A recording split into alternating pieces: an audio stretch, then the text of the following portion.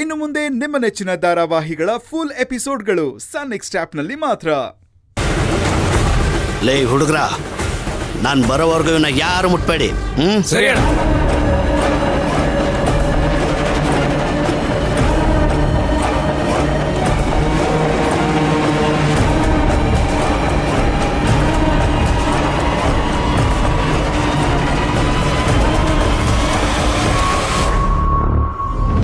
ಶ್ರೀಕಾಂತ, ಯಾರ ಮುಂದೆ ಇಷ್ಟು ಜೋರಾಗಿ ಮಾತಾಡ್ತಿದ್ಯಾ ಅನ್ನೋ ಪರಿಜ್ಞಾನ ಇದೆಯಾ ನಿನ್ಗೆ? ನಿನಗ್ ಮಾತ್ರ ತಂಗಿ ಮೇಲೆ ಪ್ರೀತಿ ಕಾಳಜಿ ಇದೆ ಅನ್ಕೊಂಡಿದ್ಯಾ?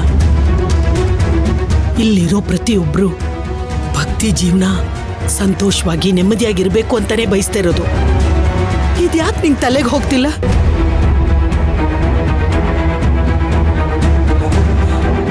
ಗುರುಗಳ ಮುಂದೆನೆ ಜೋರಾಗಿ ಮಾತಾಡೋಷ್ಟು ಎತ್ತರಕ್ಕೆ ಬೆಳೆದ್ಬಿಟ್ಟಿಯಾ? ಅಮ್ಮ, ನನ್ನ ಮಾತಿನ ಅರ್ಥ ಅದಲ್ಲ. ಮಾತಾಡ್ಬೇಡ. ಮೊದಲು ಗುರುಗಳ ಹತ್ರ ಕ್ಷಮೆ ಕೇಳು. ಕೇಳು ಅಂದೆ.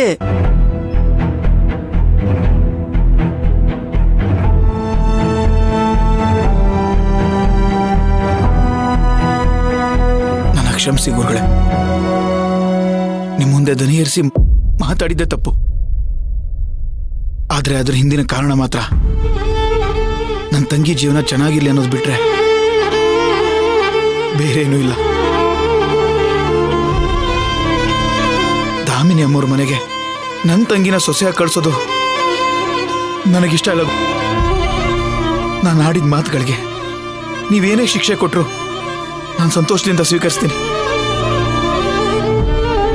ಆದ್ರೆ ನೀವು ಹೇಳಿರೋ ಗಂಡು ಮಾತ್ರ ನನ್ನ ತಂಗಿಗೆ ಯಾವ ರೀತಿಲೂ ಸರಿಯಾದವನಲ್ಲ.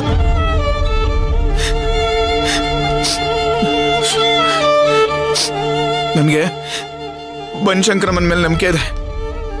ಅವಳು ನಮ್ಮ ಭಕ್ತಿಗೆ ಸರಿಯಾದ ಹುಡುಗನೇ ಗಂಟು ಹಾಕೋದು.